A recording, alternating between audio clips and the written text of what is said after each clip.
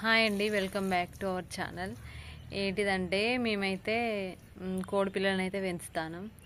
కోడి పిల్లలు పెంచడం అంటే అసలు అవి మంచిగానే ఉన్నాయి. 20 పిల్లలు అయితే తీసుకున్నాం మేము. 20 పిల్లలు ఒక 10 రోజుల దాకా మంచిగా కాపాడిన తర్వాత ఏమైందో ఒకసారి చూడండి.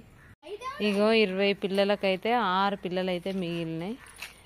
ఈ 6 పిల్లలు కూడా అసలు ఉంటాయో దక్కుతాయో తెలియదు. ఎండాకాలం మా నాన్నమ్మ అయితే ఒకటి చెప్తుండే, ఎండాకాలం కోడి పిల్లలు అనేటివి గట్టిగా ఉంటాయట, అవి బలంగా ఉంటాయంట.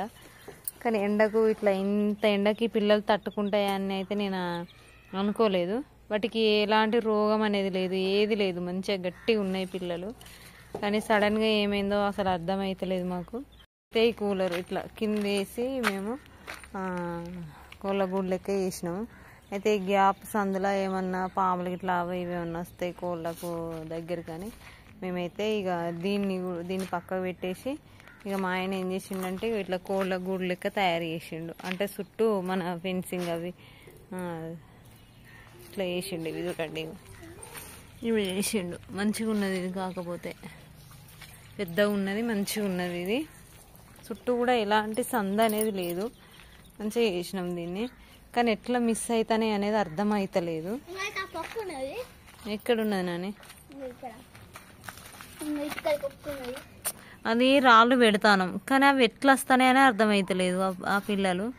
సరే, ఏదైనా అదృష్టం ఉండాలి, ఏ పని చేసినా కానీ అదృష్టం అనేది ఉండాలి. నాకైతే అర్థమైపోయింది ఇప్పుడు.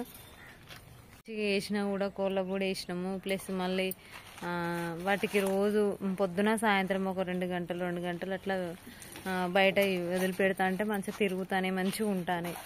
కానీ నాకు ఇవాళ పొద్దున వచ్చి చూడంగానే అవి అట్లా మన మనుషుల సౌండ్ వినబడంగానే నేను ఇక్కడ దగ్గర రాగానే ఉరుతా ఉంటాయి. చాలా ఇట్లా బాగా సౌండ్ వచ్చేది. నేను కోళ్ళగూడి దాకా వచ్చినాక కూడా అసలు సౌండ్ లేదు, ఏం లేదు. అసలు అంతగానం పిల్లల సౌండ్ కూడా వినబడతలేదు. ఏమైందరే పిల్లల సౌండ్ వినబడతలేదు ఏందని నేను దగ్గరికి వచ్చి చూస్తా అంటే కోళ్ళగూడి ఇప్పుతా అంటే అవి అసలు 6 పిల్లలు పడుతున్నాయి. సడన్గా షాక్ అయినా నేను. ఏంది అసలు పిల్లలు ఏమైనాయి, ఎటువైనా అని షాకుల్లే ఉన్నా. అసలు మస్తు ఏడ్చిన నేను. ఎందుకు ఏడ్చిన అంటే అవి చిన్నపిల్లల మన దగ్గర చూస్తుంటేనే అవి ఎట్లా మాయమైనాయి అనేది అర్థమైతలేదు అసలు. అవి ఎట్లా ఈ 6 పిల్లలు కూడా దక్కయో తెలుస్తలేదు అసలు. ఏ పని చేసినా అదృష్టం అనేది అయితే ఉండాలి ఖచ్చితంగా. అంటే ఆ పిల్లలకి, కోడి పిల్లలు, చిన్న పిల్లలకి మనం మనుషుల మెదిలేటట్టు ఉంటేనే పిల్లలను చదవాలని అర్థమైంది. ఇంట్రెస్ట్ ఉంటే ఏం లాభం అండి, ఇంట్రెస్ట్ ఉన్నా కానీ మనం వాటితో ఉండాలని అర్థమైంది. పొద్దున్న దాకా అయితే ఉంటాను కానీ నైట్లా ఇక్కడ ఉండలేం కదా, అందుకనే ఇక్కడ పెట్టేసినాం. అయినా ఇటు ఎవ్వరు రారు, ఇటు ఏది చూడరు. కానీ అది మొన్న పొద్దున మా మామయ్య వచ్చేసరికి పిల్లి అనేది తిరుగుతుందట. ఆ పిల్లి పనే కావచ్చు. పిల్లికైతే అన్యాయం జరుగుతుంది. నాకైతే మస్తు బాగా అనిపిస్తుంది పాపం. 9 పిల్లలను ఒక్కసారి తిన్నదంటే అసలు దాని కడుప ఏంటిదో అర్థమైతలేదు.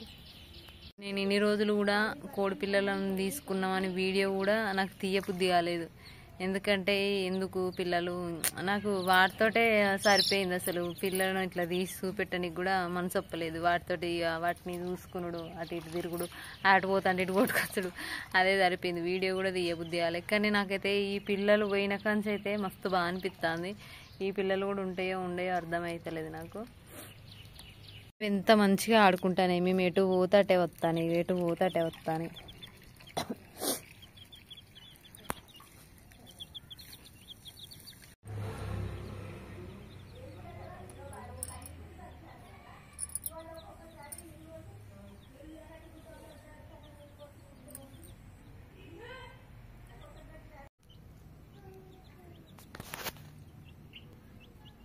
ఈ వీడియో అయితే ఇంతేనండి. ఈ వీడియో నచ్చినట్లయితే లైక్ చేయండి, షేర్ చేయండి. అలాగే మా ఛానల్ మాత్రం తప్పకుండా సబ్స్క్రైబ్ చేసుకోండి. ఇంతవరకు ఈ వీడియో చూసినందుకు అందరికీ థ్యాంక్స్.